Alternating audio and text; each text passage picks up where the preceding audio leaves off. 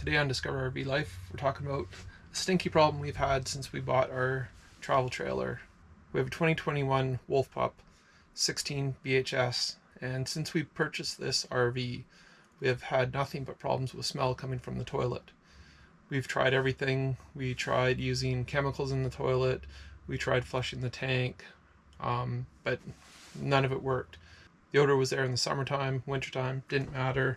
The smell was just horrendous.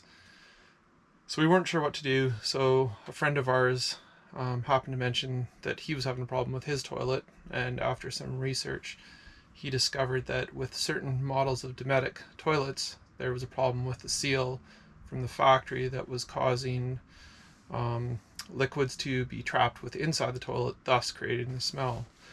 So I contacted Dometic and gave them all the information on my toilet, and they said yeah, that there was an issue with it. It was not a recall, but they were willing to replace it. Shout out to Dometic for recognizing and being willing to fix the problem. The customer service was awesome. They sent us out a new toilet, and so today we're going to show you how to replace the toilet and what we're going to find when we remove the toilet. I replaced quite a few RV toilets before and I've never had an issue with it, but this one we're not sure what's trapped inside, so hopefully it's okay. Before you start any repairs on your water systems in your RVs, make sure that your city water is shut off, and if you have a pump, make sure your pump shut off. You just don't want water spraying all over your trailer. So let's head into the bathroom and get started. It is recommended to put on some gloves before you start working on the toilet. So after we shut our water off, we're going to unscrew the water line from the toilet. It's just having some paper towel or rag or something to catch any water that might come out. So just a little came off there. Also, on some RV toilets they don't have a shut off, so if you're doing maintenance on the toilet, definitely suggest taking the extra step, put an inline valve, make sure you can shut your water off. That way if you have a leak in the toilet you can shut it off and not flood out your RV. The next step is we're going to pop the caps on the toilet on both sides and undo the bolts. So we're going to pop this cap up here so we can have access to the bolt. So to remove the bolt, we're going to use a 7/16 deep socket.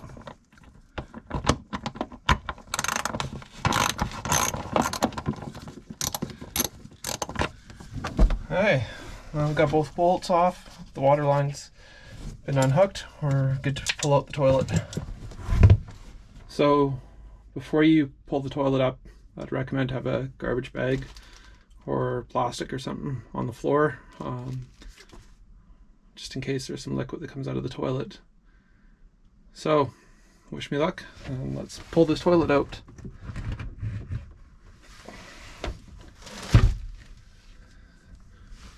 And there we go, and the toilet's been removed, no spills.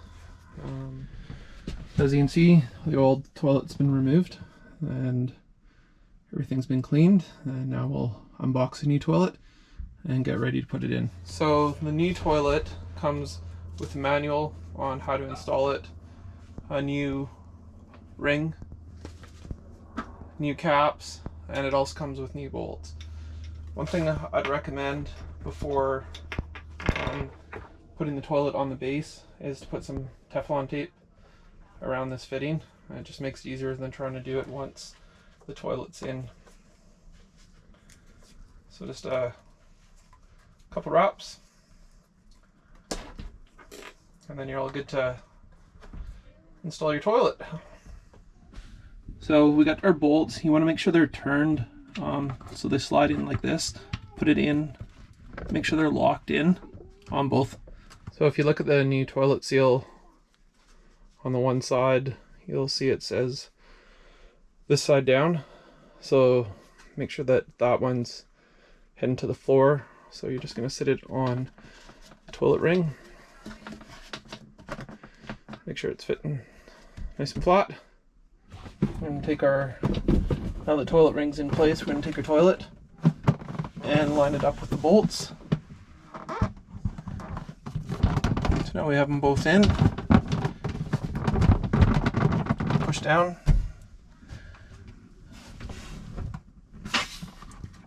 Make sure both bolts are through. And then we're going to proceed to put the nut and washer on. Washer and a nut go on each side.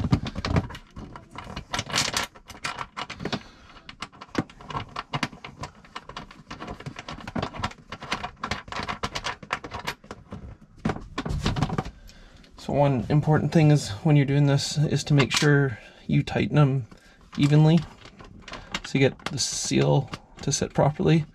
So you don't want to crank on one side, tighten it, and then tighten the other side. So if you do a little bit on each side, it'll prevent the seal from going on incorrectly. So our last step is we're going to hook our water line back up. Another thing with these fittings too, don't over tighten them because you will strip them or crack them. It's nice and snug.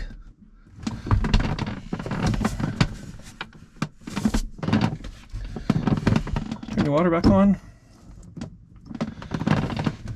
And now it's all ready to test. So we'll go turn our pump on, make sure there's no leaks, and hopefully we don't have a stinky toilet anymore. Okay, so we got our water line and everything hooked up. So we're just going to give the foot pedal a little push here. Just make sure there's no water coming out of the water line. So we have no leaks on the floor, and our water line is nice and dry. No water on the floor. So I'd say that's a success. One last thing is put the new caps on over the bolts, and you're all done.